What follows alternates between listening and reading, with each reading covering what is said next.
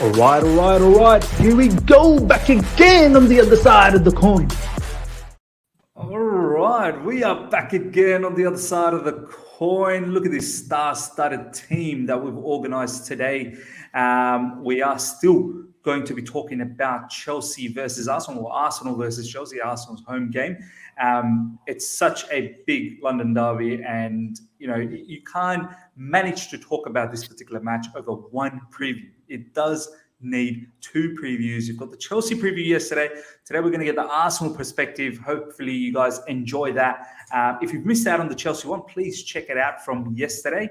Arja was part of it, and we also had Ishan. It was brilliant. Go check that out. The link is actually in the description right now if you want to check all of that out.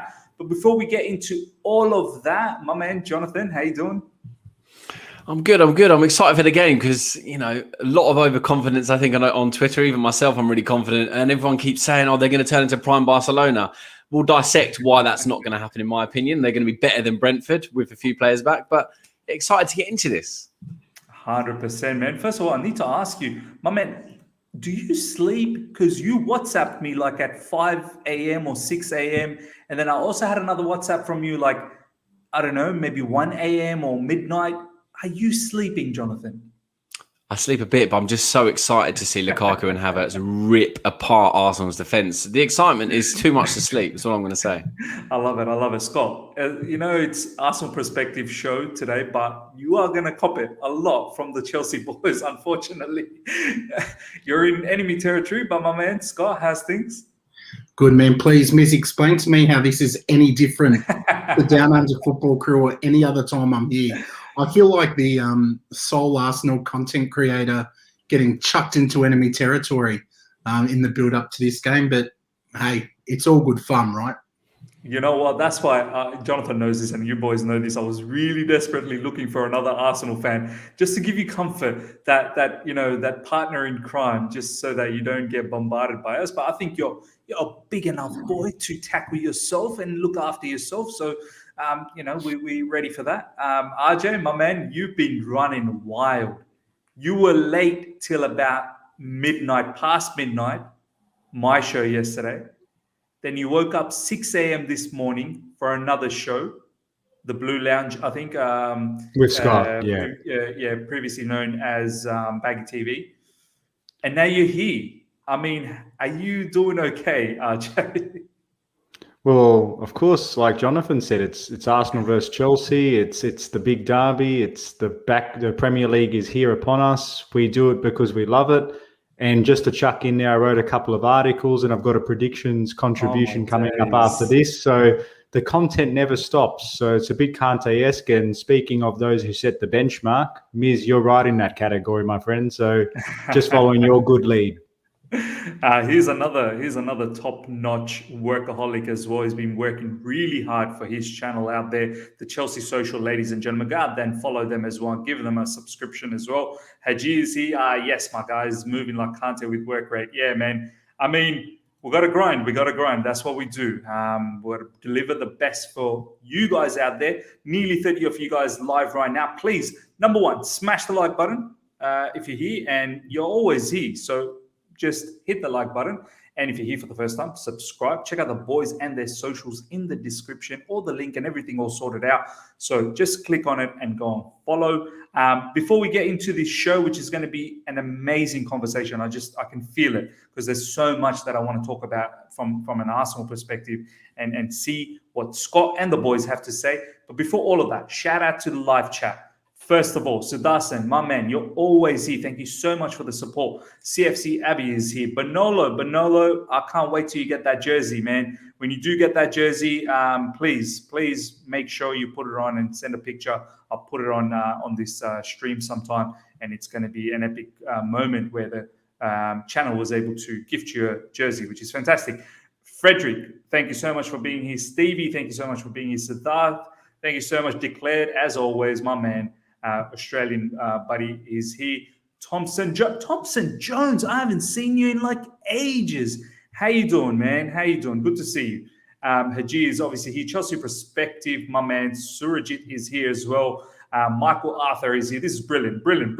All right, let's get the show rock and rolling. Scott, you being the Chelsea fan, you being the Arsenal fan. I mean, you always said that you're a closet Chelsea Closet fan. Chelsea, You know. man. I can't recall saying that ever, Miss. I think you're slandering my good name, my man. None of that. Scott, let's get into it. I watched Arteta's press conference yesterday, and he looks, I don't know whether that's his demeanor all the time, that he looked like he's quite annoyed. He's very annoyed. He doesn't really want to do these press conferences at the moment. I think, let's face it, there is tension, there is pressure. He was asked this question as well. And he said, well, if you're in football, you can't escape pressure. That's why you're in football. But where I want to start is he was asked about the signings. Obviously, Martin Odegaard has been announced. Ramsdale, I think he's been announced as well. It's done. More or less, it's done at the end of the day. I want to start off the conversation from the signing, Scott. And I just want to quickly bring this up because it's going to be very, very interesting to talk about this and also see what the boys have to say. You guys have spent £129 million, the biggest spenders in the Premier League in this particular window. Man United 114, Man City 100 million, us 97 million. Of course, the only player that we've bought is Lukaku. We've sold a lot of players as well. Scott, the caliber of players that you guys have got in as well, in the likes of Odegaard, obviously, Ramsdale, Lukongo, Tavares. Have I missed anyone? Ben White. Ben White. Ben White. I mean, Scott, let's start from this position. 129 million with that caliber of players.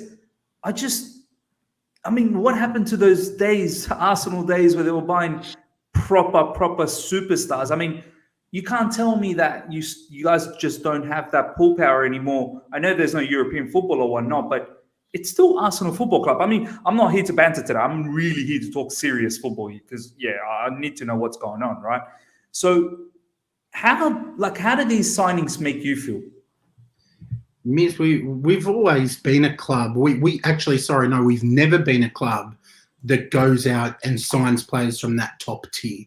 We never even get in the conversation of signing those players from that top tier. Now, I know people say you had Thierry Henry, Vieira.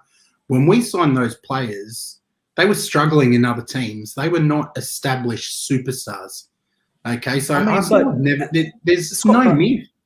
Alexis Sanchez, Ozil, Aubameyang. I mean, these are top signings, my man. They're very good signings, mate. But again, we are not Chelsea Football Club. We do not have your owner. When we signed Mesut Ozil, we signed him at the peak. He's probably one of the last really big names we've signed in recent times. And we saw how that worked out. A couple of good seasons. We got stung by a contract. Aubameyang at the moment, we signed, absolutely top tier striker. But again, the contract, we've been stung as well. So there's no myth that Arsenal, even years ago, were signing the Leo Messis of the world. Like we're not competing for those players. We don't have your owner. We've had this chat many times. You've got an owner who's ambitious. You've got an owner who has a genuine desire for your club to succeed. And he will be cutthroat if he has to. So we are not that club. That's not us. As much as I would love to have Roman Abramovich buy us, it's not there, man. But to look at the signings this season, what concerns me is that, and I'm happy that Odegaard's back because he looked effective when he was there last season.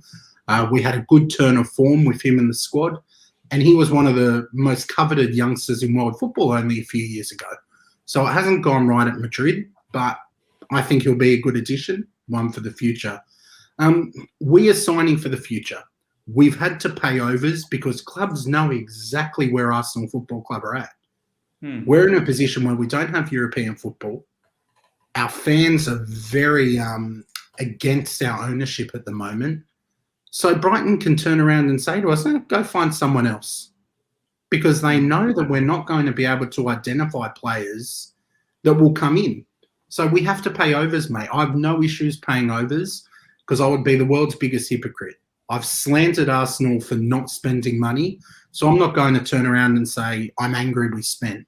If we need the player and that's who Mikel Arteta wants, sign the player, pay what you've got to pay, and move on. But when you look at that table, Miz, and to the other guys as well, one thing that's a little bit deceiving, it's easy to put the table up and say Arsenal are the biggest spenders, so therefore they should be challenging for the top 4. We were a fair step behind a lot of the teams on that table. You guys are the champions of Europe. I'd be concerned if you were the biggest spenders on that table. Manchester United did they finish second last season? Was it second place? Yeah, I they think finished second. So yeah. I'd be concerned. Like, we needed to spend because we are miles behind, and I still think we're behind, which is concerning because none of those players at this point, bar Ben White and Odegaard, are first team nailed on starters. So it's a journey, boys. It's a journey. And here's the thing, Scott, before I go to Johnathan and RJ, a couple of things you've said. Buying these players for the future. So first question that I want to ask is, okay, fine, you're buying players for the future, but what about now? Like, there is an issue right now. And also the money that you've spent, you've said that it's still not good enough. Like, No. You guys were so behind. What I'm trying to get to is that level of money, 129 million, instead of buying, 5 or whatever, I know you needed players in many areas. Why not buy 2 genuinely good players out of that? There are players out there. I don't know. I'm not an Arsenal scout out there. Who's coming from that top tier to not even play in the Europa League? Who's coming? Not even in the sort of second tier. I'm not talking about the top of the top, but players like Lukonga, I don't even know if I can put them as, no disrespect, they could turn out to be superstar, but let's face it, no one really knew about this particular player in Anderlecht. I'm sure he looked magnificent, though. He looked magnificent against Brentford. And you know what? If he's hungry to be there, sometimes you have to take a risk on a player. I mean, when we signed Bergkamp, Thierry Henry, there were people who were sceptical, okay, because they come up. Look, Lukonga to me looked impressive. He's looked impressive all season, all pre-season, that is, sorry. And I actually think he's a really good signing low-key. He's one to keep your eye on because he's very good on the ball, excellent work rate. I'm happy with the young signings. Arsenal aren't making the top 4 this season. But if we can keep this core of young players together, building chemistry for a couple of years, potentially we turn into title challengers. And I know that's a big call, but again, this is a process. It's not an overnight transformation. The only way we transform overnight is if we go and sign the Lukakus of the world. And Lukaku ain't coming to play for Arsenal, unfortunately. No, fair. Johnathan, what do you make out of Arsenal's signings, man? I mean, you've seen the numbers, you've seen the players that have got in. I mean, you're one of those, fans, obviously straight from London over there, and you see, I'm sure you've got mates that are Arsenal fans as well. I mean, what's the talk over there? I mean, are they happy with the signings that are happening? Because I've seen a lot of Arsenal fans in social media, and it seems like after all the money they've spent, they're still not happy with the caliber of players that have come in. So what's your perspective on this?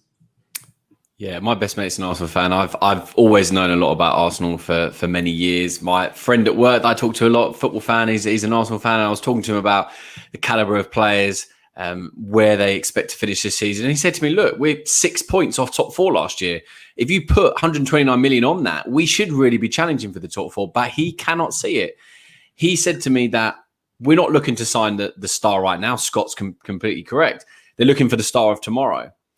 But the problem with getting the stars of tomorrow, if you have an 11 of the stars of tomorrow, you're not going to do anything now. I mean, there's historic comments of you're never going to win anything with kids, and that goes with the stars of tomorrow. You need a blend of youth and experience. And I know if you look on the squad sheet, you look at Lacazette, you look at Aubameyang, you look at Xhaka, you look at all these players and you go, well, there is experience, but they just don't consistently show the quality that Arsenal need to put them up to the top table. I'd say 6 points from the top 4. They always historically start a season really bad. The first half or the first 10, 15 games, they never do very well. The end of the season, they have kind of an upshoot in form. They did it last season against Chelsea, were awful, beat us 3-1. And, people reminded me of that when I was tweeting yesterday. Completely different squad for both of them. We've got a different manager with a different mentality. So I cannot see it suddenly clicking for Arsenal tomorrow because against Brentford, they were so indifferent. And I know we're going to go through the team and how different it's going to be tomorrow for Arsenal. But I just don't see how Arsenal bridge even the top 6 at the moment. with the way that Arteta is setting them up, with the style of players that they have. I just don't. I would be worried if I was an Arsenal fan. And this is not to be, you know, I've given up bantering my friend because after the Brentford game, that's how bad the situation is at the moment. Yeah, we've given up bantering. It's literally now sadness. It is, and I think for more, it's just how are you gonna fix this? Because I've got myself, a Man United fan, a Palace fan, and himself, sort of three really good friends of mine, and we were just texting, going, "Is anyone surprised?" And my Arsenal friend said, "No." I mean, yes, the lineup was not what we're going to see for the rest of the season. There's COVID, there's injuries, etc. But to start a season like that and to show your weaknesses defensively in such a glaring form, if I was any team for the next 5 games, even if you put Gabriel there with Ben White, you switch to a back 3, you've shown so many weaknesses right in the first game against a club, okay, that have just come up. They're up for their first game. But, you know, even if you have your fit squad, as I said, I'm not going to put you in a Champions League conversation until I see some sort of results. Look, you've got massive players, I'd say. You signed Willian. Okay, he's not really in his peak, massive contract. You said, Scott, about players on massive contracts. Ozil you've had on contracts. Aubameyang. You've almost rewarded 1 or 2 seasons of really good play. I mean, most clubs, they look for a bit of a bump in salary, or they give them a 5-year deal after 2-3 really good seasons, and they have a high trajectory. Whereas Aubameyang and Willian were never going to go much further up. They were always going to go down. So to pay them more in their last few years just doesn't make sense. I mean, look, Barcelona have been stung by poor contract decisions, by poor decisions from the board. And I think Arsenal are now starting to reap the benefits. Sorry, not the benefits. The bad decisions of the board, because now you are going off these players that you can't now reach, the top tier players, as we've discussed. So you're having to spend money on players that are just going to try and bridge the gap, instead of trying to be at the table, you know, where you're taken a bit more seriously. So yeah, there's no disrespect or me playing down Arsenal and saying, you know, I think they're an awful team, because they do have quality, but it's decisions from the board, the unwillingness to invest. I know Scott said about Roman Abramovich, but there is money at Arsenal. I mean, you got rid of, historically during COVID, employees. There was a massive shortage of money. If I was an Arsenal fan or an Arsenal employee, to look at it and go, just spent 129 million. So there's a lot of reasons why, as an Arsenal fan, I'd be discontent. I would really be just... I wouldn't understand what Arsenal's perspective is and how they're looking to go forward as a club. Yeah, I was like, what's Johnathan doing? Why is he looking left and right? My son just came in. No, that's fair enough. I mean, just as I was finishing, luckily.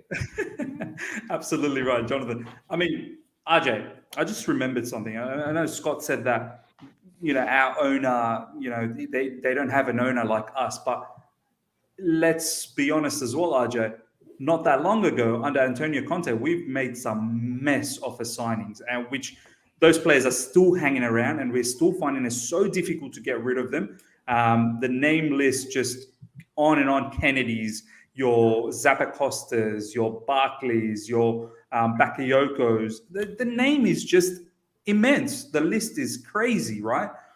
But over the last couple of seasons, you know, Sarri season, Frank Lampard time as well, we have made, yes, we've thrown money. I'm not going to lie. We have not. It's not like we haven't thrown money. We have thrown money. But at the same time, I've seen the financials as well. It's not like our club doesn't make money. And it's not just our owners are just throwing in the cash. We've actually made a lot of money. COVID period, I think everyone's in the same boat. And financial fair play has been, you know, relaxed during that time. But prior to that, Sarri season, I remember we made profit. Before that, Conte season as well, because we won the Premier League, we made profit. FA Cup, the one after, we still made profit after that. So it's not like we've been running all of this all through Roman Abramovich's money, because you do need to make sure that you abide by the financial fair play. I'm pretty sure they do have some smart accounting stuff going around there. I'm pretty sure there is an injection from the owner, but it's not like the club is not sustainable on their own. We make a lot of money through our loans as well. Academy players that we've sold this time around. The whole Lukaku money, if you look at it, there's so many players that we've sold over this time frame. Yeah, the net spend is quite low. Net spend. But RJ, I mean, going back to the Arsenal situation, are you looking at the signings that they've made and looking at the competition that this league has? Can you see them troubling any of the teams? Forget the top four. Your Man City, Chelsea, Man United, Liverpool, they're just rock solid. But even below that, West Ham, I fear if Arsenal can manage to compete against West Ham. Aston Villa, I know they lost last week, but they've got a stellar team. You know, your Leicesters, your Evertons. I mean, RJ, what's your thoughts looking at these signings from Arsenal? Yeah, I don't like to miss any opportunity to kick my boot into Arsenal, especially when they're down, and Scott knows that. That's why we love and hate him at the same time. But in all seriousness, and I was saying with Scott earlier, and I do agree with him in the sense that they are in a position where, unfortunately, history and prestige can only get you so much in terms of trying to attract people to a prospect or a project, because they have really nothing material to offer, even in terms of trajectory. And I think a large part of that connects all the dots here is the manager, because he's not getting it, seemingly on face value, he's not getting the best out of this squad, who are 6 points away from top four, despite not being the same caliber of their more superior opponents on paper. So that's okay. That's one thing.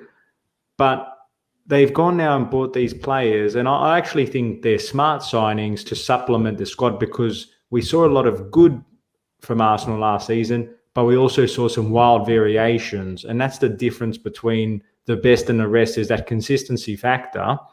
But I think for Arsenal's point of view, it's about just chipping away at trying to regain themselves in the conversation of the top six again. I wouldn't say top four, and I know, again, we just said they were 6 points away, but other clubs have also improved in that top four. Man City have got Grealish. They're going to likely get Kane.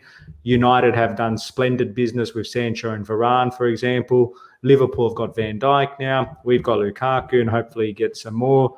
So while they've improved, the marginal benefit of their improvement versus those above them hasn't actually bridged the gap at all, in my opinion. So they're going to continue to struggle. But what they might be able to do is chip away at the clubs in the tier below, such as your West Hams, such as your Leicesters and your Evertons, etc. It's going to be a tough one, because I don't think, like, that's the sort of conversation they're going to need to start having. Forget the top four.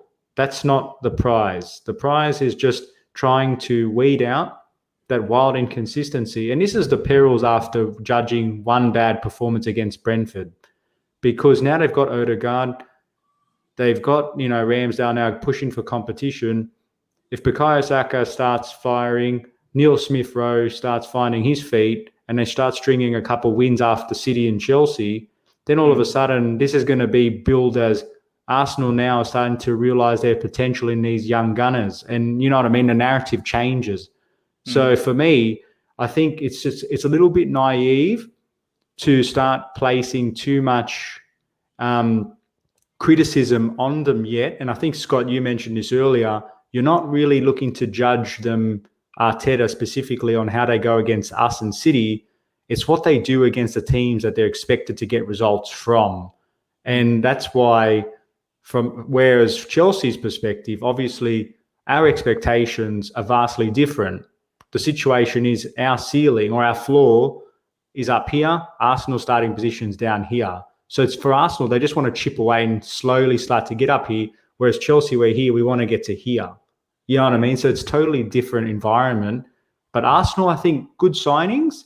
Did they pay overs? Probably. But like you said, Miz, we have now, slowly now, even up until this day, started to fix the mistakes of the Conte era in terms of the signings. So it's a multi-year process.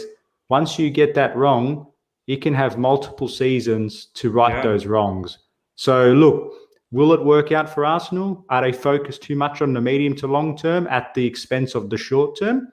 That's a very big question mark. But for me, as trying to be neutral as possible, not for this weekend, but generally speaking, I really have question marks about whether or not Arteta's the man that's going to unlock this side. Because someone said earlier, if Thomas Tuchel or Pep Guardiola or Mancini or Mourinho, whoever is better than Arteta, would Arsenal be in a better position than they are right now? Yeah. And I say yes. Yeah, man. And this is exactly what I want to ask now, Scott, before we go into the players that are out, players that are in and whatnot. Touch a little bit upon last weekend's game a little bit. But Scott, just quickly, I know Aj has mentioned that you're not necessarily going to be judged based on Chelsea and Man City. But if you go 0 points after 3 games, let's just say, hypothetically speaking, where does that leave Arteta? I mean, is the club going to be okay to still continue with this particular man? Mate, it leaves us 9 points off the top. To be completely simple, Miz. And again, I don't think he's going to get sacked based on 3 games. We were underwhelming for large parts of last season, and I truly don't feel we were close to sacking him at any point last year. So to then give him 129 million or whatever we spent, to give him the preseason, to then sack him after the first 3 games, I don't see it happening, to be completely honest. And I do believe that managers need time. Okay? If he was going to get sacked, it should have been at the end of last season, and we should have brought someone new in for preseason and to make their signings. But you don't give a manager 129 million, especially at a club like Arsenal, to sack him after 3 games and bring someone in who has players that he didn't want. So I think he'll be fine. And it would be the most Arsenal thing possible for us to snatch a point or multiple points from the City or the Chelsea game. We did the double overview last year, and I remember coming on, and it was banter central. You boys were hammering me. I didn't get invited for the match review, Miz. Maybe this year, if we win, you'll invite me back, eh? Maybe. We'll watch some Champions League highlights, Scott. No, I'll but definitely have you on seriously. once we beat you 6-0, though. No, I'll be busy that night. But no, in all seriousness, I wouldn't be shocked if we snatch a point or points. City, to me, didn't look great in their game, and I've said this all along. They need a striker. That's midfield central over there. I'm actually more fearful of Chelsea than City, which probably sounds silly, but no, I think they'll at least, at the minimum, give him 10 games. And if after 10 games we are not in a decent position, and I'm talking minimum 5th, 6th, 7th, 8th max, I think then the heat gets turned up. The Emirates crowd, Johnathan being a local over there, and I've travelled, I've been to the Emirates and the bridge. He would know what it's like in the stadiums when the fans turn. It's intense. And I think having no fans last season is what saved Mikel Arteta his job. So we'll see what happens, lads. 100%. All right, ladies and gentlemen, 60 plus live right now. Smash the like button. Get those likes up to well over 60 straight away if you're enjoying. We're going to get deeper into this conversation. Lots of sort of analytical pieces as well that we want to talk about that Johnathan's going to share as well. So smash the like button. Number 1, if you're here for the first time, subscribe and check out the boys and their socials in the description. Literally click on the link and it will take to all of their pages. Especially RJ and Scott, they run It's a Football Thing podcast, their YouTube channel. The link is there right now. Go and follow them. Lovely people to talk to. Okay, Scott, the next thing I want to talk about, we'll get the boys' perspective on this straight after your view on it. Obviously, Arteta in the press conference was asked about the Brentford game, and he finally opened up about it. Apparently, there were some protocols that he couldn't say why players like Lacazette and Aubameyang weren't there. And it's obviously because they tested positive and they're not going to be featuring against Chelsea as well. Possibly in the next match against City, they may be back. I don't know.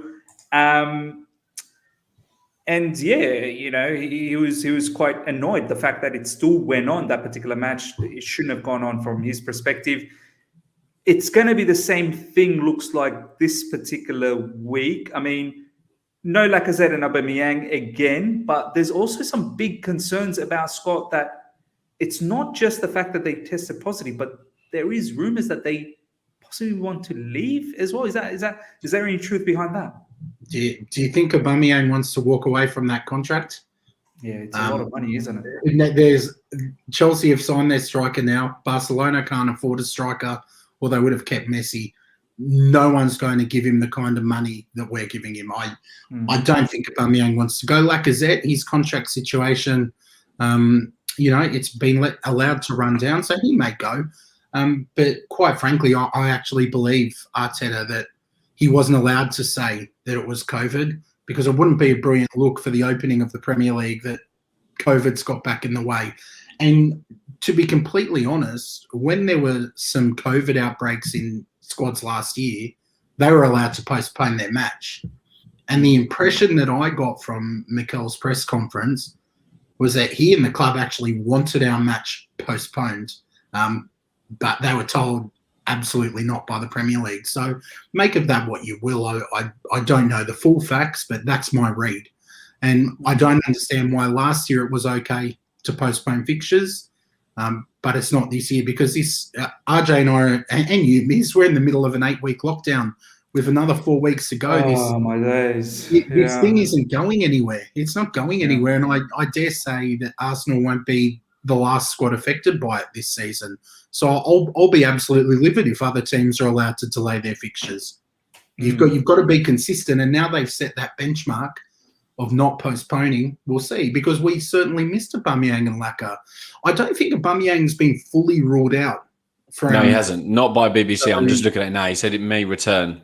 Willian should miss out. Lacazette should miss out. Odegaard's not got visa clearance. So, Jonathan, just on that, since you've just checked that news, how's it possible that Aubameyang is not ruled out? So if Lacazette and Aubameyang both were tested positive, has one coming back and the other one isn't? I think it must have been between when they've tested positive, and Aubameyang must have trained a bit, because Lacazette's yet to resume training following a test, whereas I think Aubameyang must have been after he's recovered. Williams also returned a test. Obviously, could miss out. I think he has just started resuming as well. So I think it's about how much training these guys have got, because I think they're really worried about, 2-3 days after, you can still get symptoms. It can still affect your body and stuff. So, and to touch on the point on Scott, I think if they were to postpone the opening game of a Premier League season, it would be anarchy. And I think that was one of the reasons why they didn't do it. I think it was, yes, maybe last season they would have done, but I think they've gone, COVID was kind of last season's problem. Let's put it in a box. It's going to be here, but we're not going to give you the same kind of leeway that we did. We're just going to plow on now. And it's the same with England as a whole, as a country. I mean, you may be in an 8-week lockdown. I know you're miles behind vaccinations, but we are fully opened up now. There's no real restrictions. Okay, you may have to, I think from September, there are nightclubs and a few other big events. You've got to be double jabbed, or you've got to...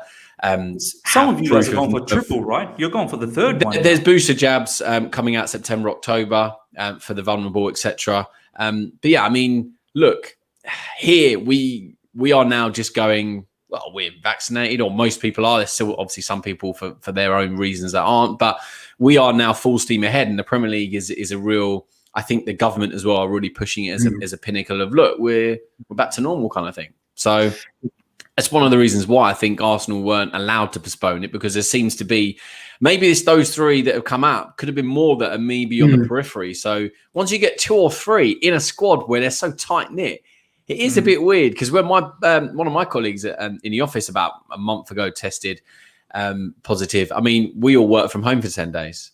So the problem is now, though, Jonathan, and I think you're spot on, man, but they've set a precedent. Whether it's the opening game, the last game, or a game in the middle, now that they've said we aren't postponing games because of a COVID outbreak in a camp, I would expect that they, and not that they care what I expect, but I would expect that standard to be upheld, because I know I would be, and Arsenal would be up in arms if other teams are given preferential treatment. You can't be the biggest league in the world and have that clear bias or show something like that. So they've said... It could be the impact, though. It could be the impact or perception, Scott. Like, I think I know what you mean. I'm a stickler. I'm a stickler for consistency. I agree. You've set the benchmark now, but commercially speaking, I think it looks a lot worse postponing the opening day, whereas round 6, you might can it for a few days. I think the impact's not the same. I have to say. That doesn't hold up to good scrutiny, though, if it got out in the media and things, because it just shows that it's a pure cash grab. like pure. And look, I think they'll maintain the standard. I hope they do, because to me, and no excuses, Brentford completely outplayed us. They were hungrier. Their home fans were brilliant. Their managers, he's a lovable manager. Yeah.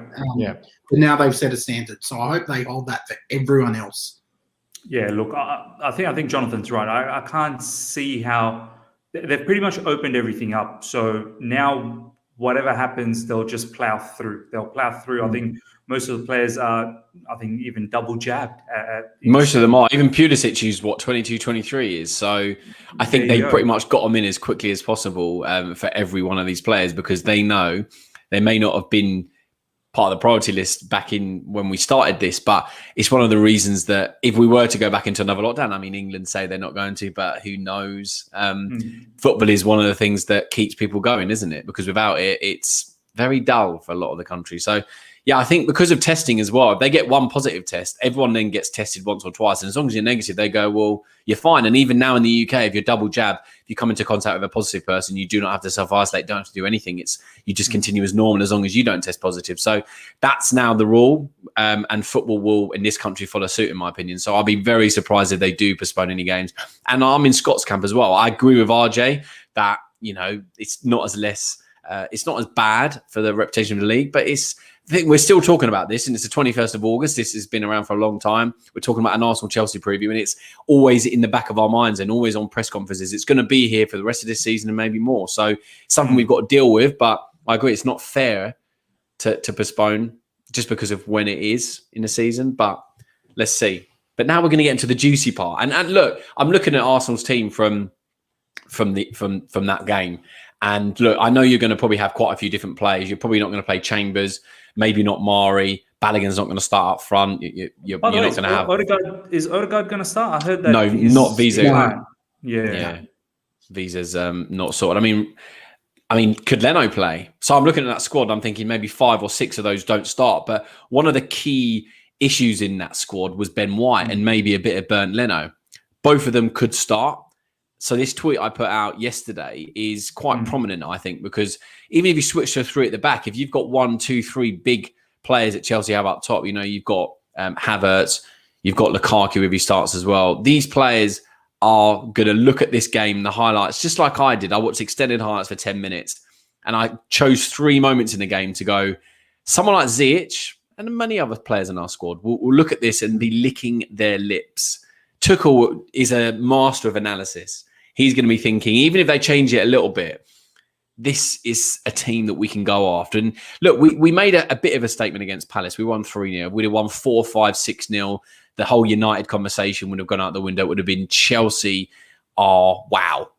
Now, we can do this against Arsenal. I still think if you beat Arsenal by a big margin, it's still a big thing to do. In this Premier League, even though they may not be at the heights of previous years, but it's still a big thing to go to the Emirates and to win. If we win 3-4-0, now I know that's very overconfident, but I'm just saying from Tuchel's perspective, that's what he'll be wanting from the game. So if you go back to the first picture, so here, this was I can't remember if this was the goal or not. Scott may be able to tell me, but this was a chance that they had. So you've got 5 Arsenal defenders there. You've got 2 Brentford ones highlighted. Where's the marking? The left back's not coming around because obviously when the ball's on the right hand side, the left back should be coming around. There's one Brentford player that's clear on goals with no one on him. The one that you circled in the middle. Yeah, there's 2 here. Look, there's the runner that's next to the guy highlighted, just sort of in line with the penalty spot, not watching there. I don't know the other person. I think it might be Lukonga or someone, one of those guys around him. They're not looking at where the players are. And as I said, even if you change this Arsenal lineup, the mentality or the mindset that they have that has been given to them by Arteta is it's not man marking. They do not press players. They allow them to have time. They allow them to shoot, to get it onto another foot. And they just do not track their men. It's historic. They do not track their men. And here is an absolute example of that. So I just don't.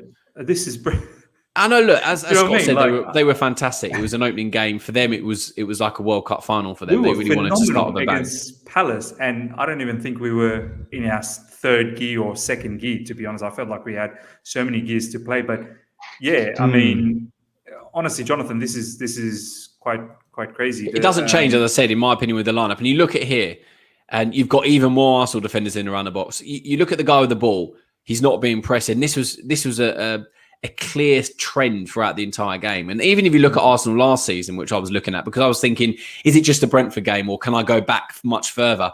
I went back even further, and it was still a trend. They do not press enough. Like on the guy around. Next to the Brentford player with the ball, needs to be closing him. You need to be in his face. You need to. He's clearly right-footed. Why are you allowing him to come inside? And then you've got the 3 Brentford players in the box. One of them, who's nearest to the goal, is clearly, you can see, got a run on the 2 Arsenal defenders next to him. The other 2, there's no understanding of, looking where the man is. You've got to always be able to see the ball and the man that you're marking, and Arsenal do not do that enough. And then if you go to the third photo, again, look. You've got 4 Brentford players that I've highlighted, 1 on the edge of the box. This is the throw-in. Yeah, this is the second goal. This is a throw-in. This was the second goal, yeah. You allow a little head on. You allow the ball to bounce. Never allow the ball to bounce. I was taught that as a young kid. Never allow the ball to bounce. And if in doubt, put it out. Arsenal don't have that. Just, we need to do what's done. They've got this mindset of let's play beautiful football, where they don't have the same players and the same manager that they've had. So here, they should not be conceding a goal from a throw-in. I'm sorry, we are not, this is not prime Stoke from all them years ago with Rory Delap. They shouldn't be conceding a goal from him. Jonathan, that goal felt like it. And Leno was being blatantly obstructed there, being held back. So just keep, I said it on our show the other night, that's a once in the league goal. Now that's been seen, the refs will be onto that. Especially when they're taking those throw-ins, because he's got a hell of a throw on him. So, I think that's a once-per-season gift from the rest. I don't see that happening again. But, mate, those pictures you put up, they do show deficiencies. You didn't need me on tonight, Miz. Jonathan's got this covered.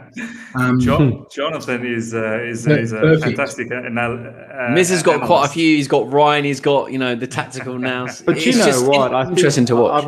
I've just got to add something though, and I'm part of me. I feel like Scott's thinking in his head, this is all too familiar with me. Jonathan, you are preaching to the converted, and I know he must feel like this is the same old story. The only thing, trying to sort of flip the script and think about it from another perspective, because as we know, the performances of yesteryear aren't a reliable indicator for what happens tomorrow, just like an investment, right? With the Brentford game, the only sort of consolation, if you will, or some sort of saving grace for Arsenal is that this was Brentford, first of all, and Scott mentioned it. Total respect. They came firing out with the passion, the intensity that's requisite for any newly promoted team. So big tick for them.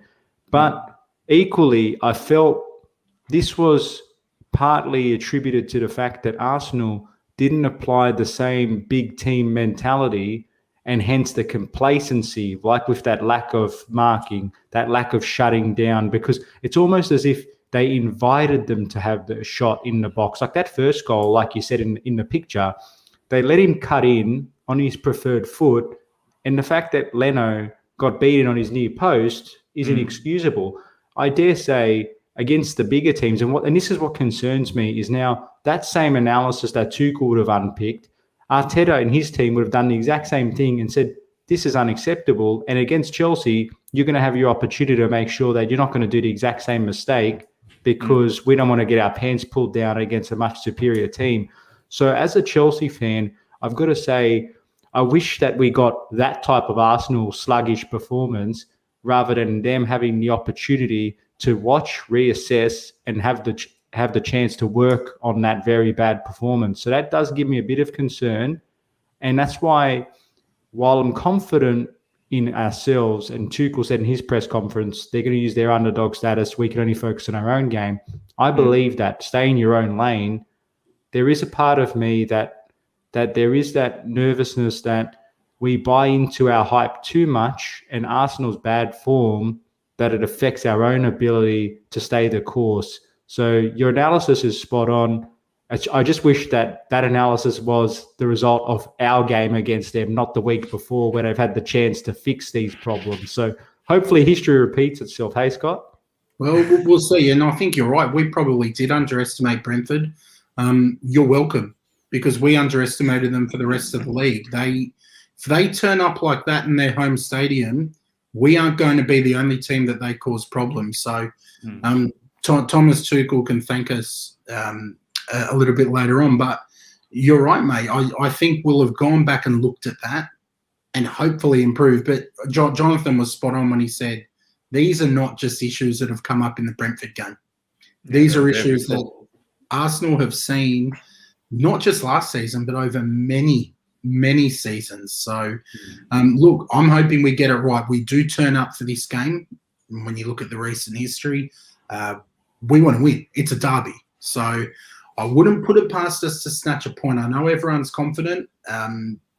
You guys are anyway, but you just never know in a derby. You never know, boys. And this is exactly what I want to talk about now. It's a great segue right there from Scott. I'll go to you, RJ, first up. They've beaten us in the last 3 competitive matches. Forget about the preseason one. I mean, yeah, we beat them, but I don't take that seriously. Last season, twice, back-to-back. FA Cup loss the season before. RJ, looking at the 3 defeats, and this is where I want to talk about. One, I want to ask you, where has it gone wrong in those matches? Is it just a freak of nature? Is it just something that's an anomaly? For me, 3 is not really an anomaly. That when it becomes, there seems to be some sort of an issue. I mean, where do you think Arsenal could really hurt us, on top of also answering the fact that where did it kind of go wrong in those 3 matches? Or was it just a freak of nature? I wouldn't say freak of nature. Like, there were 3 games, right? We lost 1-0.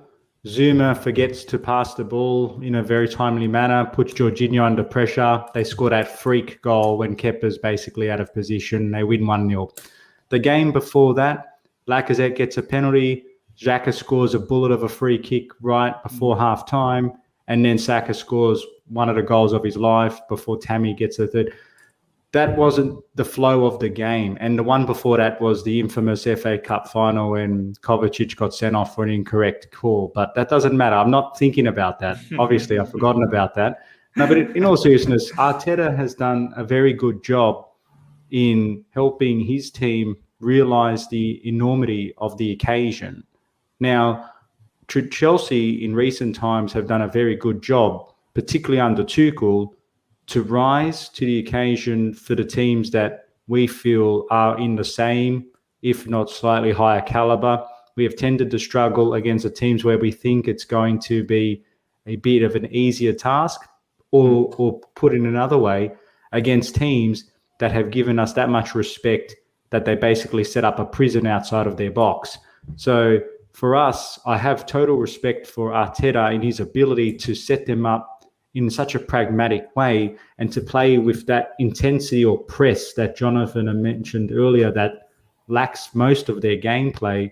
But against us, they seem to be really up for it. But I also think that's partly on us too, not bringing the same type of creative solutions for when we get put under the cosh a little bit.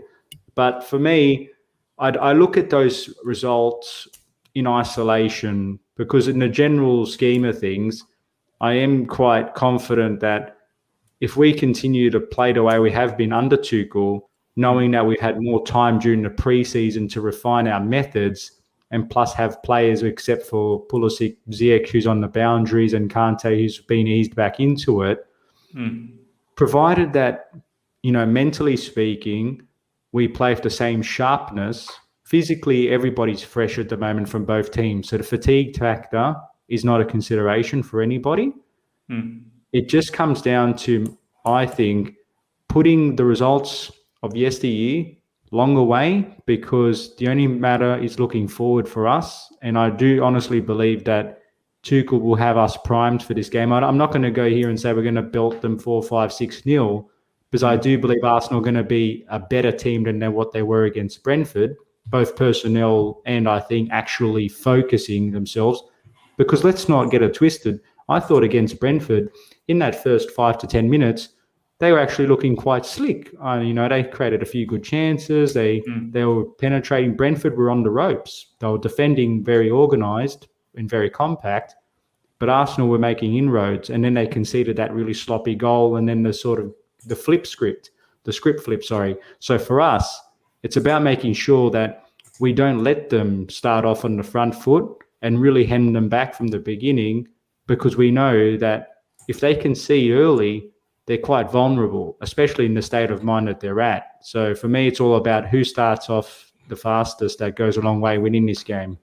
No, absolutely, man. Before I get to Scott, Jonathan, I want to ask you, for me, we're the big-time favourites for this particular match. There's no two ways about it. There's absolutely no two ways about it. Thomas Tuchel said it in his press conference as well, that Arsenal will be going into this particular match as the underdog, and I have to agree with that.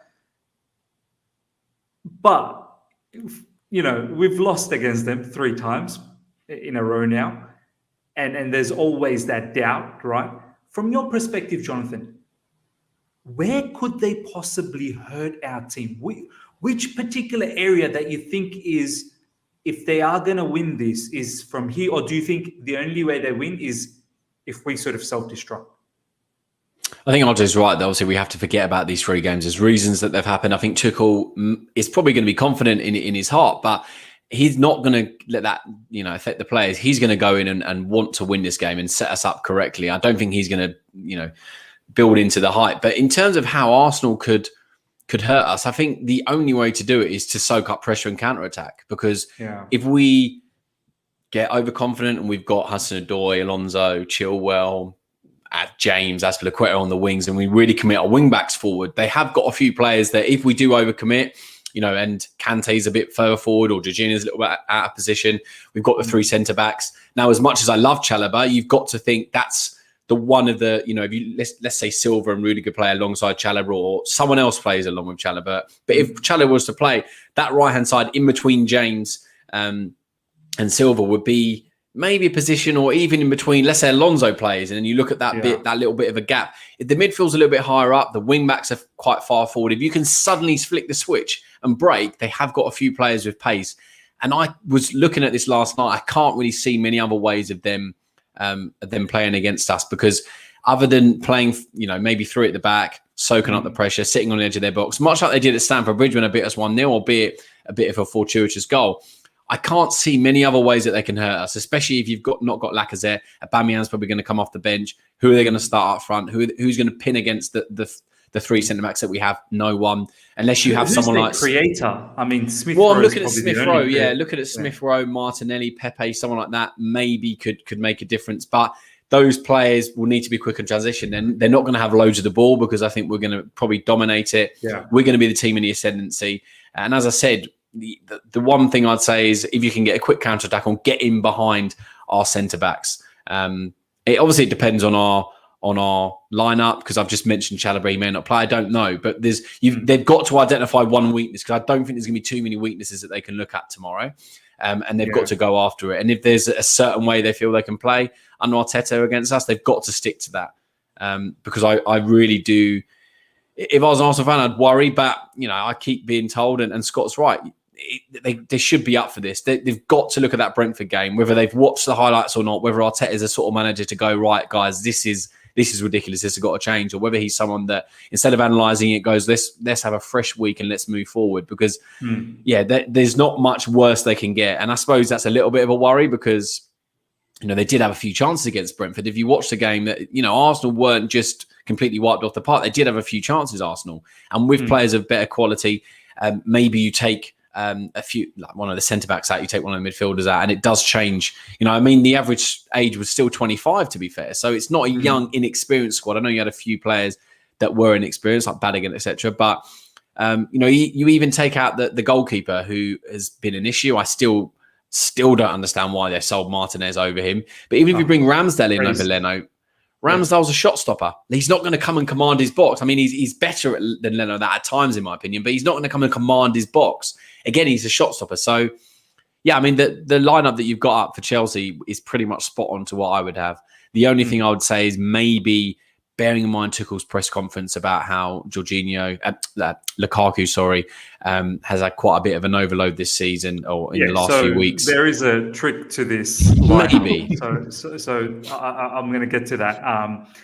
before you get too excited about the lineup, Jonathan, the reason I've got Lukaku there is RJ and myself and Ishan yesterday, we had a lineup in our head, but the live chat wanted a different lineup, so we had to create a fans lineup as well. So that's why you're saying Only Lukaku. fans. Yeah. So by no means, Jonathan, I don't believe probably Lukaku won't start. I think he'll be Havertz up front and then Lukaku. What if he does though?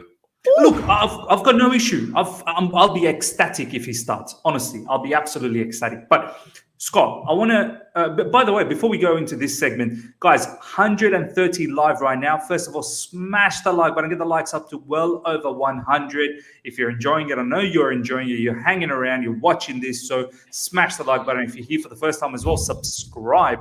We are running wild towards 8,000 subscribers. And check out the boys and their socials in the description. Scott and RJ, their YouTube channel. It's a Football Thing podcast. The link is right there. Click on it and go and subscribe.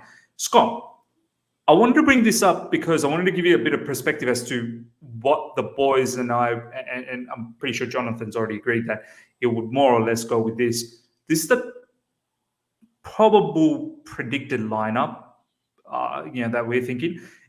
Take away Lukaku. I mean, look, he could start. I think it's probably going to be Havertz up front, Timo Werner maybe on the left, Mount on the right. I know the fans want Lukaku, Mount, Havertz. But at the back, you're going to have Kovacic, Jorginho, in the middle. Chilwell, sooner or later, will have to get some game time. If not, Alonso is there. RJ as well needs to get some game time. If not, Azpilicueta. Chalobah is one where we sort of said that how can he miss out? He's been so good. It'll be crazy to now. They've had a week off as well, so it's not like he's tired. Rudiger, Silva, also one player. Silva probably needs to slowly get back into the frame of things, and Mendy obviously at the back. Now, Scott, you've now seen the Chelsea team. Off the back of this, I want you to now think about how you would actually set up your Arsenal team to combat that, because this is where I want to hear from you. How are you actually thinking this Arsenal team could do something crazy or pull a bunny out of the hat? Or, are you going to just submit to it and just give up, I suppose, from the get-go? Miz, I'm hoping we can pull the bunny out of the hat for the fourth competitive fixture in a row, my man. Tell you what, that's a pretty good odds there. But look on your lineup, and Jonathan knows what's coming out of my mouth because we talked about it before the start. I'm all about player welfare, Miz. You know me, players first. I love Chelsea and Arsenal. I love all players. I think it's best Lukaku sits this one out, man. I would probably go with Timo Werner. Totally sits this one out? Completely. No, sit him out. Put Timo up front. He was a big signing, good player. I think he should leave it if Timo scores a hat-trick now. You watch, he'll score against Arsenal now. You heard it here first. No, but looking at the Arsenal lineup, I think we'll actually have three at the back, Miz. I think you guys will. Haven't you guys been playing with three as well? No, it varies, man. You never know with Arteta. I feel like I'm gambling and rolling the dice every time I try and predict his lineup because you just don't know. But I think we'll have three at the back. Most certainly, and I think our best chance. Who's your keeper? Oh, it'll be Burnley. No, to me, and I played very amateur. I had a very amateur goalkeeping career, but I know RJ was a good keeper as well, and we actually agree on this. A key component of keeping is a relationship with your defenders, and Ramsdale, I don't think can go straight in to the team. I do think he'll compete, but I wouldn't be chucking him in here, especially with the heat he's had around his signing. You chuck him in against Chelsea and he doesn't have the best game. It's just, it would be career suicide. So I think we'll have three at the back and we'll try and soak up the pressure, pray for a mistake or to hit you on the counter. And we do have some pace. So for me, the lineup, the back three, I'd have Tierney on the left. Kieran Tierney, he has played there before. And I think he's got excuse me with my spelling. I could be absolutely wrong here. Is that how you spell Tierney? You're good, my man. Yeah, and you know I'm a teacher, so I'll be watching that spelling and I'm pulling you up on any mistakes. I think we'll have Benny White in the middle. Yeah. and Rob Holding on the right. By the way, what's your assessment on Holding? I mean, I don't really think much of him. I can't believe he's an Arsenal defender. He's fit. So, he's good enough. Good We're not endorsement. talking about his looks. We're talking about how he plays football, mate. He's fit. That's it. Oh no! Look, I meant fit in terms of he's able to put on the jersey and play. That's funny. The assessment is that he's fit. So But you can clip it, miss. Clip it. Over on the left, in that wing back role, I'd be playing Bukayo Saka. Yeah. Okay. All right. He drops deep. Right back, anyone's guess. For me, I would like to see Ainsley Maitland-Niles there. I mean, Bellerin does not want to be playing for you guys. No, so you can't play. anymore. You can't play a player that doesn't want to be He's there. made it public, right, that he does not want to play anymore. It's not difficult to figure out that he wants to go. But look, I wouldn't be shocked if he plays. I personally would play Ainsley Maitland-Niles or Bellerin, either of the two. I think Bellerin's better than Callum Chambers for me. And I think I just saw a comment in the live chat about Rob Holding's pace. I think that's exactly why we need the back three. Ben White has enough pace and Kieran Tierney to help cover that. So fingers crossed. In the middle, I think it'll be Granit Xhaka and Lokonga. Unfortunately, Thomas Partey is out. I would have loved to see him in this one. Big loss. Yeah. Lokonga? Lokonga. You haven't picked up on Maitland-Niles, Scott. I thought you were a teacher. Unbelievable. Is that wrong? I missed that. Maitland. Yes. You want me to help with your marking? He's used to L's. He's used to L's. Jonathan, I might take you up on that, my man. I might take you up on that. Tell me how you spell, boys. Mate and an L-A-N-D. L-A-N-D, yeah. Maitland-Niles. To be fair, it's not easy to make out. So Is it M-A-T? Just put Niles. Just the that's an L-A. Yes. Good. We good. Over on the left, I think we'll see Emil Smith-Rowe. So how are you playing? Like, is it going to be one up front or? Yeah, mate. Exactly how you've got it. Exactly how you've got it. Emil Smith-Rowe on the left. And I think between him and Saka, they've got very good chemistry. So I wouldn't be shocked if Saka's pushing up and Smith-Rowe drops a little bit. There is a lot of fluidity with those players. So they do kind of chop and change. Pepe to me on the right. Yeah. And look, and I'm only saying Gabriel Martinelli up top because that's what I was thinking. Because he likes playing Chelsea, doesn't he? But look, if Aubameyang was fit, I would be saying him. But I think Aubameyang comes off the bench, so Martinelli for me. He's got threat. That front three can interchange positions. You don't then have a defender to go up against the back three. Someone in the back three then has to step out, and then allowing a bit more space for Smith-Rowe and Pepe or whoever's the one not up against them in behind. So it's a smart move, and it's one that this is the exact team I thought you were going to play. Maybe Chambers over Holding, but other than that, it's it's good. Look, I think if Chambers comes in, it's over Maitland-Niles. Yeah, that's fair. I put Martinelli in the private chat for you, my man. If you want to fix that one up, let's fix it, bro. Let's fix it. I am so pathetic with these players. I'm good with our players. Perfect, mate. Spot on. So that's how I think we set up. Cool. Well, I'll go to RJ first up, and then I'll see what the whole boys, everyone thinks. I mean, RJ, you saw our team. This is our team, right? Star-studded all over the field. I mean, it's just oozing Hollywood, mate. Yeah, it's Hollywood. It's Hollywood right there. I mean, this is not bad. Of course, obviously, there's no Lacazette, there's no Aubameyang. I mean, Smith-Rowe, I do rate Smith-Rowe a lot. Pepe, I've got question marks over Pepe. Saka is a very good player, another one I rate. But besides that, and Tierney as well. Besides that, Lokonga, Xhaka, Maitland-Niles, White, Holding, Martinelli up front as well. I think he's okay, but he's not someone we should be scared about, especially with three elite defenders that we have. I mean, RJ, how are you feeling looking at this lineup from Scott? Yeah, it's not intimidating by any means, but as the old FIFA adage goes, the game isn't played on paper. But I think for Arsenal to really give themselves a fighting chance, a lot of it's going to rest on the shoulders of that middle engine. Xhaka and Lokonga are going to be busy boys, I think, and in particular, because I do believe that we will start off with how we've predicted it, with Jovetic in the middle, conducting the flow of the engine room that's Chelsea.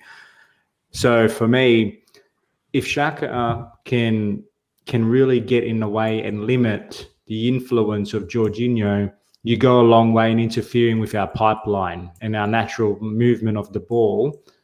But I think when I look at that lineup, while it appears as it is on the screen, I do believe that, if this was a dynamic model, you'd see a lot more Smith and Pepe dropping deeper, having to help their team win the ball in less advanced areas. And the same with Martinelli. And I think that we're going to have a lot more, unless Tuchel wants to play a tactic where we're inviting pressure and try to exploit them with our counter, with our pace. But I do think that we're going to enjoy the lion's share, excuse the pun, to really be sitting in Arsenal's half. And therefore, it's about us trying to really get in between those banks of 4 and 5 that I believe that Arsenal will deploy and try to interfere, and to really use the likes of Ben White and Tierney to try to use the time when they win the ball, that transition risk, that long ball into the channels of Martinelli running left and right, and using the link up with Pepe bearing down. So I suppose I'm a bit concerned with that front three, and Johnathan mentioned rightly, it's that interchangeability of those three, and whether or not they cause a bit of a chaos in trying to pull our defenders out of position. And I'm really particularly interested to see if Jorginho and Kovacic, given that I expect us again to really be in control of the flow and moving into those more advanced areas, if they somehow get, like against Palace, they both found themselves more often than not camped in Palace's half. If one of those passes gets mishit and there's that space in between the lines and you've got the likes of Pepe and Smith Rowe driving at us, that's when I think we might be in a bit of a conundrum. But look, that's just giving them a bit of a fighting chance. I really think that we've got more than enough. Let's bring them down. I honestly do. I don't like to be too optimistic, but I've got to say, call it how it is. I think the way that we've been playing and the personnel we've got available is, if we turn up with the right mindset, this becomes 3 points in the bank for us. No, for sure. Ladies and gentlemen, you've now seen the Chelsea lineup that we talked about yesterday. So if you have missed that show, go out and check that out. The link is in the description for yesterday's preview for Chelsea perspective. And this is the team that Scott has come up with for Arsenal, the predicted lineup from an Arsenal perspective. So let us know what your thoughts are. Look, I am definitely conscious of the time because obviously Liverpool game is going to start very, very soon. And I do want to bring up this particular topic that I want to get the boys' perspective on it, especially Scott as well. But before we do that, thank you so much, Chelsea Perspective, for the super chat. Do appreciate that, my man. Always supporting the channel. Always great to watch your streams, Miss. Great panel. Superstar panel. That's all I do in this channel. I don't mess around. You get the best of the best. And we have proper discussions here. So hopefully you guys are enjoying that. Look, we still got over 120 plus people live. Smash the like button, get those likes up to well over 100 if you're enjoying. I know you're enjoying it because you're hanging out over here. So you're definitely enjoying. And make sure you subscribe as well if you're here for the first time. And check out the boys and their socials in the description. Go out and follow them everywhere. All right, Scott. And then I'll go to Johnathan next up and RJ to finish things off. I do need to talk about this particular topic before everyone goes off to watch the Liverpool game. The protest, obviously, that's been lined up. And I want to talk about Arsenal Fan TV. Now, I don't know whether that protest is really going to have a lot of people or not. There's some people are saying that they will go to that protest and, protest against your owners and whatnot. There's a lot that are saying that maybe only 50 will turn up, 100 will turn up. It won't be a big turnout. There's that perspective. And I also wanted to get your point about Arsenal Fan TV because I watch Arsenal Fan TV, but it's purely for the drama. It's not for knowledge at all. I only go there because I want to laugh, right? And I never go there when you guys win. I only go there when you guys lose. And I think a lot of non-Arsenal fans do the same thing. But here's the serious thing. What I have noticed, Scott, is there's criticism, but then there's insults. The fans in the Arsenal Fan TV, and I think Robbie's quite okay with it. That's why he allows it to be what it is. They really, really give it to the players to the point where I start thinking, I don't know if you're being nice anymore. I mean, you can criticize, but this is now becoming an insult to some of these players. They swear at them. They call them names. And I feel like the reason I'm bringing this in is the reach that Arsenal Fan TV has creates a very hostile environment, not just for the fan base, the toxicity that gets thrown around there. I'm not saying that Chelsea fan base doesn't have toxicity, very well does. But Arsenal's level is a totally different thing. And I feel like with million+ subscribers that Arsenal Fan TV has, every player is well aware of what is being said in that particular channel. And I'm not going to accept it if anyone ever tells me that it doesn't affect them. If they're human beings, it would have to affect them. You would have to be some sort of an unbelievable robotic nature to not get affected by any of this stuff. And I'm not sure whether parts of that seeps into the team and it creates a very bad environment. And I'm not saying don't have Arsenal Fan TV. It is for the fans and whatnot. But I feel like there needs to be a line that needs to be drawn that what you can say and what you can't. It's like that guy the other day in our open training session stands up and says, Werner out, when he literally could have said anything else. He could have said, well done to the European champions. You know, I can't wait to... Like, he chose to say Werner out in that brilliant situation. So I want to hear from you about the protest and also the Arsenal Fan TV. I'll be really quick on the protest because, again, like you said, conscious of time. But if I was there, if I was living in lovely old London town, I would be at that protest. Because at some point, if you want change, you have to shake things up, particularly when you've got disengaged owners. Now, if I had to use a word to sum up the Cronkies, and I don't care that we've spent 120 whatever million. It's not enough. They have not been engaged. So my word for them is disengaged. You have to shake it up. You absolutely have to shake it up. So even if there are 50 there, that number will grow. After potentially we lose to Chelsea, we may lose to City, the numbers will grow. Okay, but unfortunately, I find with Arsenal Twitter, there's and Arsenal social media, there's a competition to try and be the most positive Arsenal fan out there. I've been watching Arsenal a long time. There's nothing at this point to be positive about. You need to be real. And you know me, Miz. We work together. We hosted a DUFC, us boys. Yeah. I don't cross that line into abuse, okay? But criticism is needed. We finished 8th 2 seasons in a row. We are no longer a Champions League team. Things are not positive at Arsenal. And I'm not trying to sit and earn social media points by saying I'm the most positive fan out there. You want me to be positive? Give me something to be positive about. So I would be at that protest proudly. The key thing is consistency, because you saw it with the Super League protests. Died off very quickly. We had one of the biggest protests against the Super League, even though we probably had the most to gain from it. And it fizzled out very, very quickly. If they fizzle out, you're actually doing more harm than good.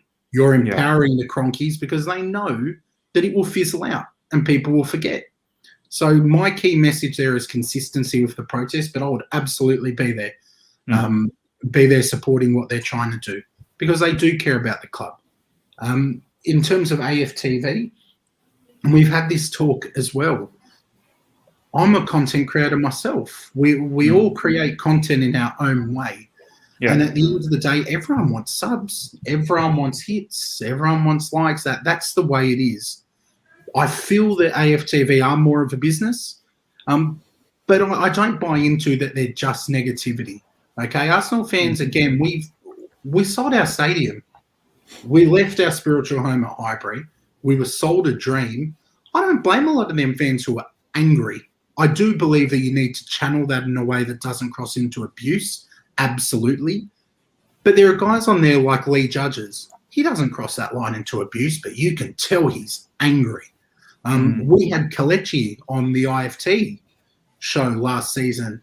Absolutely positive guy. Like, he loves the club. He's just down. So let them do their thing. I'm not going to banter them when some of the things I see on social media from other content creators or, just the general public commenting. What they do is what they do. If you don't like it, don't watch it. Let them do their thing, and we keep creating content that we like to create, content where rival fans can talk, where it's respectful, where we look at the tactics. Look what Johnathan put up before. That was brilliant tactical analysis. So this is the content I prefer. So this is the kind of content I choose to watch. But some people want that content. And to me, do you think AFTV, it's on you? Yeah, I get that perspective. Johnathan, I want to bring you in now and obviously get RJ's point of view. I'm just conscious that there are a lot of kids that watch that as well. And I don't like, and this is the kind of attitude you see on social media in football Twitter, where kids start disrespecting and whatnot. And I feel like Arsenal Fan TV, especially like, for example, when they talk to DT, I don't know if DT's in that Arsenal Fan TV anymore. He is still there. He's taking a bit of a break with some mental health issues at the moment. Fairs. DT, and obviously when Troops is there as well, Johnathan, I feel like there are kids watching it as well. A lot of kids watching it. I mean, where do you draw the line between entertainment and then going overboard where you're literally abusing a player? And is this the message that you want to send out there? I know it gets clicks and views, you make a lot of money out of it, but where's that morality and ethics? Do you know what I mean? It's all about how you want to live your life. For me, as soon as you start swearing, start getting aggressive over something so important, I get, as football, but something that doesn't really change our lives. I mean, we watch these players, we invest our time, we invest our money. I get that. But when people start getting aggressive, when people fight, or when people start setting a bad example, for me, I just won't watch it. I will not watch people that consistently swear. Unless it's in a bantering way, I will accept the couple. I won't. As soon as you want to have a discussion, want to have an agreement, an argument or a conversation, to start resorting to bad language, I'm not for it. I absolutely hate it, and I do not see the point for it. And it's nowhere as an example, because when you look on YouTube and they look at footballers, they say, "Oh, footballers are role models." People now look at YouTubers as role models. You know, the amount of people, when I made a YouTube, say, "Oh, that's amazing. I really want to make a YouTube." And you look on Twitter and, people see these YouTubers as someone to look up to, as famous, something they aspire to be. If you want to aspire to be people like Arsenal Fan TV, and no disrespect to them, because as I said, everyone can live their own life. I'm not here to judge. I'm just here to consume the things that I want to consume. And it's certainly nowhere near what I want to consume, because it's not constructive. I watched Troops the other day on Twitter. There was a 1-minute video, which I turned off after about 10 seconds, where he's looking for the cameras. He's swearing. He's saying, "Get out." Why? It's your football club. Would you say it in front of his face? Because if I came up to him in America, wherever he is, and said, "Troops, I hate what you do. This is why." I didn't swear, but I said it in a constructive way, that would hit him worse. If he broke it down to all these Arsenal players and the tactically, Arteta, and said, "This is where Arsenal were going wrong," and the players watched that, they'd go, "Wow, okay, I need to spark an improvement." But if you just get abused, if they do watch it, they're going to turn it off after 2 seconds, because they're going to think, "What an absolute mug." Like, but people that turn up. Johnathan, not just that. I feel like there's a lot that watching it and then they go and abuse the players off the back of his reactions. Exactly. And Do you as know I what said, mean? it's setting a bad example. And kids nowadays, they think that this is acceptable. When I see kids at the stadium swearing and getting so angry, I There get it you as a go. passionate sport, but it Yeah. transcends down the generations. If you have a dad, I've seen it with some of the kids that I used to play football with. Their dads were real hardcore, hard die fans. And that mentality and that mindset has transcended down to their children. And they now think that that's acceptable. Going to a game and just abusing players. I know, That's it. they'll say they get paid millions of pounds. They get my hard-earned money. But let's say you work in a shop. I'm a customer. I give you my hard-earned money. If I came there and start abusing you, are you gonna start saying, well, that's acceptable because I give them money? It's not acceptable. I'm sorry. There is a way of talking and a way of having a discussion about things that does not need to result to swearing. I just think it's ridiculous. And as I said, other channels and other people do what they want to do. This is my perspective, and I'm not going to sit here and say these people shouldn't do that because it's up to them. But for me, I just do not see why, people think that, people with money don't have feelings or don't look at things. You saw Werner, he was laughing, but it must have been nervous laughing at the time because, you're at an open training session. No one's getting criticism. You're here for your fans. And then someone says something like that. It's just He would have senseless. felt so humiliated. He would have felt so humiliated in front of all of his. Yeah, it is because if peers. someone digs you out on a live chat, someone digs you out at work, someone digs you out on the street, you think, okay, and even myself, I've got thick skin, doesn't bother me, but a lot of these players do. So I just, as I said, I'm open-minded. Like Brent's just put a comment, and I will listen to people, but as soon as you get aggressive, as soon as you start swearing, I will switch off because. I sit here and I listen to Miz, I listen to Scott, and I listen to RJ. And I know it's not for everyone because maybe we break it down a bit too much. Maybe we talk on, we ramble on. Maybe you don't like that. But we're having a good conversation. I listen to RJ and I could sit here, just relax, listen to him in my AirPods, Scott, Miz, because we're just having a conversation about football. We all love it. And there's a way of expressing things. I just think so many channels, not just Arsenal Fan TV, a lot of others and a lot of other content creators that it just go too far. And it's not a great example. So I don't watch these things, and I know I've rambled on as I always do about these things, but yeah, it's just disappointing because we're here to talk about football. That's what we do. We spend so much time in our lives doing it, but we are going to switch off. We've got a family, we've got jobs, we've got other things to do. Don't take it too far. But I'm just looking forward to this Arsenal Chelsea game, and I've already got on my Tenor app, by the way, which I downloaded via the link that Miz sent me. To answer some questions about what I think the game will do. So look, check out in Miz's description because it's a nice bit of fun. Nah, absolutely. Ajay, I'll get you to say the last word on this. I mean, I understand what Scott said, that it's been very difficult for Arsenal. They are upset. They need some happy stuff to happen for them, but I mean, I feel like certain things and the reach that they have, and I've always been an advocate of this. Once you start having a huge reach, there is some sort of a social responsibility.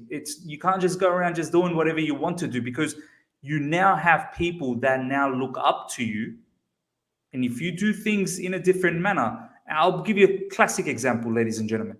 Alex Goldberg, for example, 200+K followers now.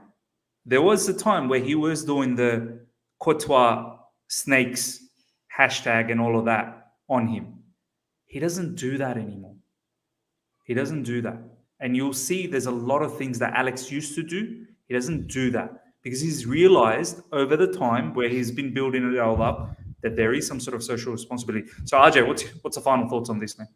Yeah, it's a complex issue. Like it really is. And I'm going to keep it very high level because the boys have made some very, very strong points. It comes down to a few things. It comes down to your motivation. It comes down to your life's guiding principles. And I think it's just, it's about knowing your audience as a content creator. And this is coming from someone that's obviously very at its infancy stages. But, I read and write and talk a lot. That's a given. But look at AFTV. They clearly know their audience because they've become a juggernaut in their community. Now, when you look at the motivation seems to be continued growth. So they've ticked that box. Now, their life guiding principles, one of them might not be treat others how I'd want to be treated, because if that was the case, they wouldn't endorse such content that allows that transcendency from deeply constructive criticism to destructive abuse. And that's where the threshold's been crossed. But again, they've chosen the motivation of continued growth and pleasing and knowing their audience. So it just all depends on what matters most. But I think the point you made, Johnathan, it's a much broader social conundrum around social media. And I'm thinking from a football operations point of view, as well as a human level, no doubt, Miz, like you said, AFTV, million plus subscribers, they have superb reach. And undoubtedly, the players will see that. And yes, they're told to have thick skins and to look past that, and you can't control the trolls of the world. But strip all of their professional football status. At the very core, they're like us four here and the people in the live chat. They are people with feelings. They will be affected by it. So the irony in all of this is that the more that AFTV and other club channels sensationalize their content to grow their channel about the disappointing performances of their team, actually contributes to that stress, because these players are likely to be negatively affected mentally, which in turn feeds that cycle of disappointing behavior. So it's just quite ironic that they're benefiting their channel at the expense of their players' mental well-being, which in turn affects their team's performances. So it's quite a vicious cycle. It's deep what you just said, RJ. That is supremely deep. And you know what the sad part is, RJ? Not many people will understand this, what you just said. Because, and what Johnathan and also Scott as well, like, if you really deep it, this is far bigger problem than just, let's get the views, let's get the likes. And I've seen a comment here from Declared saying, it's passion. It's, you want the raw passion. Yeah, that's fine. That's okay. But it's what Brent Smith is saying as well. People should speak their mind, but have respect while doing it. Look, ladies and gentlemen, hope you guys have enjoyed this. Go out there and watch that Liverpool game. Make sure you smash the like button. If you're here for the first time, subscribe. As Johnathan said, check out the Tenor app description, the link in the description. Literally, let me just quickly show you guys the app. It won't be too long before I let you guys go. Basically, this is what the app looks like. And you just click on play. It's completely free to download. And there's a whole heap of games like, look, there's Freiburg versus Borussia Dortmund. There's $50 pool over there. There's the Man City versus Norwich. There's £100 pool over there. And it's a set of questionnaires. You just click on view, and it's a set of questionnaires. And if you get all of those questions right, you can get yourself some money for free. That's pretty much it. So go out there and download that. And check out the boys and their socials in the description, especially Scott and RJ's YouTube channel. It's a football thing. The link, please, guys, go out there, click on it, subscribe, help the lads out to grow as well. I think they're very close to 350 subscribers.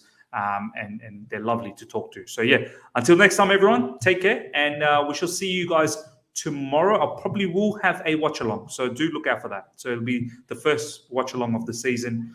I'm probably going to have Ishan on as well, so myself and Ishan will be there with the watch along. All right, until next time, see ya.